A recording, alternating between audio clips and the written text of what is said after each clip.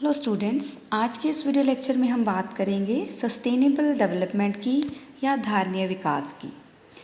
जैसा कि हम जानते हैं कि जो संसार की ऑलमोस्ट सभी इकॉनमीज़ हैं वो आर्थिक प्रगति के लिए प्रयत्नशील हैं। आर्थिक प्रगति सभी इकॉनमीज़ के लिए काफ़ी इम्पॉर्टेंट है। भारत जैसे विकासशील देश की अगर हम बात करें, उसके लिए आर्थिक प्रगति इसलिए ज़रूरी है क्योंकि वो इसके द्वारा अपनी जो प्रॉब्लम्स हैं, जैसे इकोनॉमिक प्रॉब्लम है, गरीबी की, बेरोज़गारी की या लो स्टैंडर्ड ऑफ लिविंग की, इन सभी समस्याओं का समाधान करने का प्रयत्न करते हैं वो। दूसरी ओर अमेरिका की बात करें, अमेरिका जैसे विकसित देशों के लिए आर्थिक प्रगति इसलिए इम्पॉर्टेंट है क्योंकि वो इसके द्वारा अपनी आर्थिक जो समृद्धि का वर्तमान स्तर है उसको वो लॉन्ग रन तक बनाए रखना चाहते हैं। तो पिछले कुछ सालों से विकास की एक नई धारणा उत्पन्न हुई है, विकसित हुई है, जिसे धारणीय विकास कहा जाता है। धारणीय विकास का जो कॉन्सेप्ट है वो सबसे पहले इसका जो प्रतिपादन किया गया था 1987 में world commission on environment and development के द्वारा प्रकाशित अवर कॉमन फ्यूचर नामक ब्रॉडलैंड रिपोर्ट में। इस रिपोर्ट के अकॉर्डिंग जो धारणीय विकास है वो प्रक्रिया है जिसका उद्देश्य मतलब प्राकृतिक संसाधनों को और पर्यावरण को बिना कोई नुकसान पहुंचाए वर्तमान और भावी पीढ़ियों दोनों की ही क्वालिटी ऑफ लाइफ को बनाए रखना।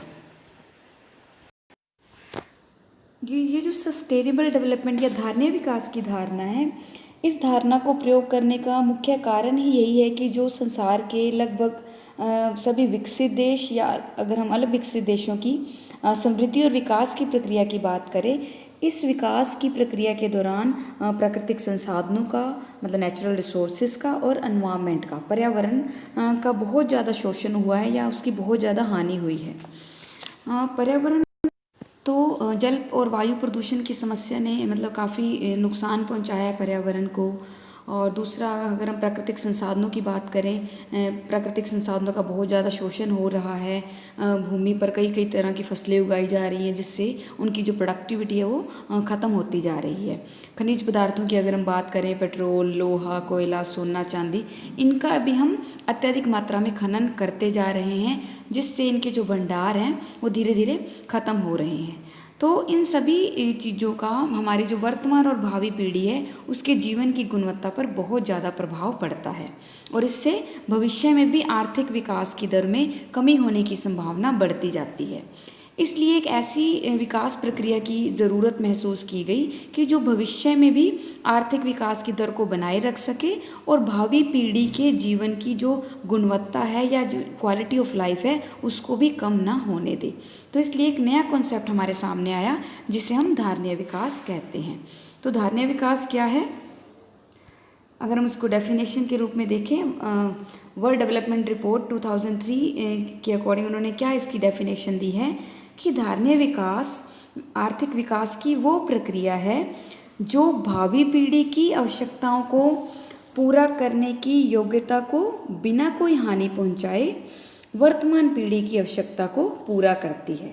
मतलब sustainable development is that process of development which meets the needs of the present generation without compromising the ability of the future generation to meet their own needs। मतलब sustainable development या धारणीय विकास वो प्रक्रिया है जो मतलब वर्तमान पीढ़ी की आवश्यकताओं को भी पूरा करती है और भावी पीढ़ी की आवश्यकताएं पूरी करने की योग्यता को हानि पहुंचाए बिना या उसकी वर्तमान पीढ़ी की आवश्यकता को पूरा करना और भावी पीढ़ी की आवश्यकताओं को पूरा करने की योग्यता को भी कोई हानि नहीं पहुंचाती।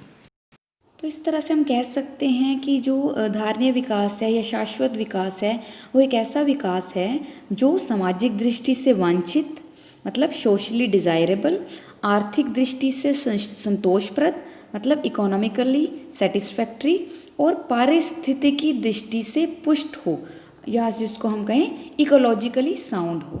या मैं इसको रिपीट कर रही हूँ, sustainable development is a kind of development that is socially desirable, economically satisfactory and ecologically sound. धारणीय विकास एक ऐसा विकास है जो सामाजिक दृष्टि से वांछित, आर्थिक दृष्टि से संतोषप्रद एवं पारिस्थितिकी दृष्टि से भी पुष्ट हो। नेक्स्ट हम बात कर लेते हैं फीचर्स ऑफ सस्टेनेबल डेवलपमेंट, धारणीय विकास की विशेषताओं की।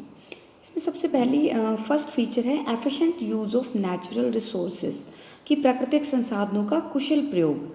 कि जो धारणीय विकास या धारणीय आर्थिक विकास का जो कॉन्सेप्ट है, उसका मतलब ये नहीं है कि प्राकृतिक संसाधनों का हम बिल्कुल प्रयोग ही ना करें, बल्कि इसका मतलब है कि प्राकृतिक संसाधनों का और पर्यावरण का इस तरह से एफिशिएंटली या कुशलतापूर्वक प्रयोग किया जाए कि जिसके परिणाम स्वरूप इनकम और एम्प्लॉयमेंट में भी वृद्धि हो, पॉवर्टी एलिवेशन भी हो जाए, जिसे हम कहें निर्धनता भी खत्म हो जाए और लोगों का स्टैंडर्ड ऑफ लिविंग भी बढ़े।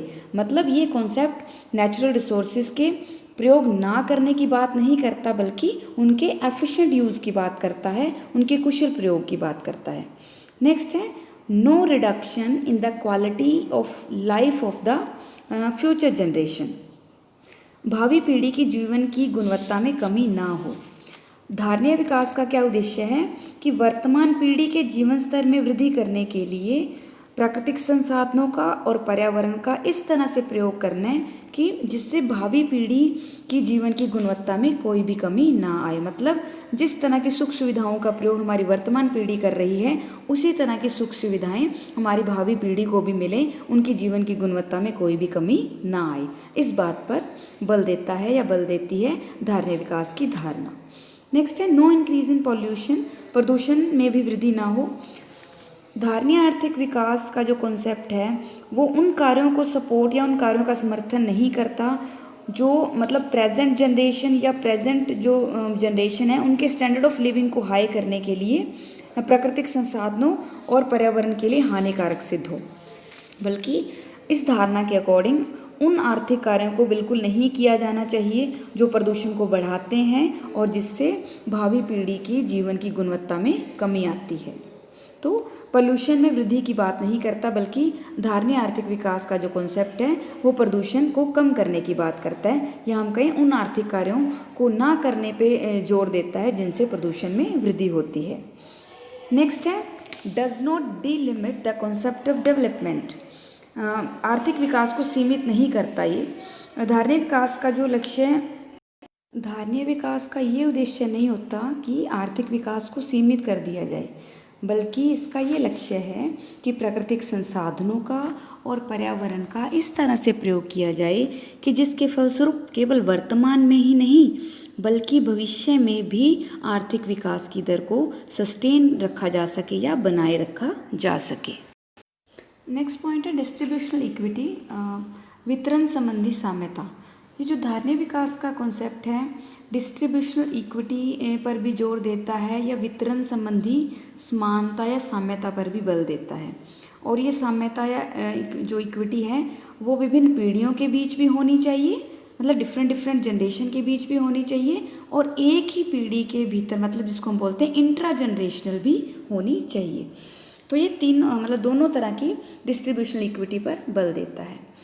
नेक्स्ट है preservation of 3 types of capital, पूंजी की तीनों किस्मों का संरक्षण। 3 तरह की पूंजी की बात की है इसमें, 3 तरह की किस्में हैं पूंजी की।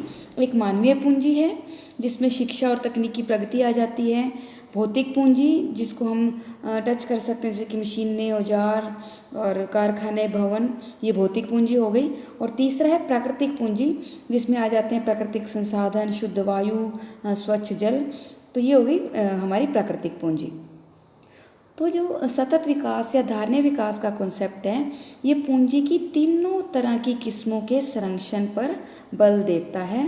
तीनों तरह की पूंजी मतलब मानवीय पूंजी, भौतिक पूंजी और प्राकृतिक पूंजी।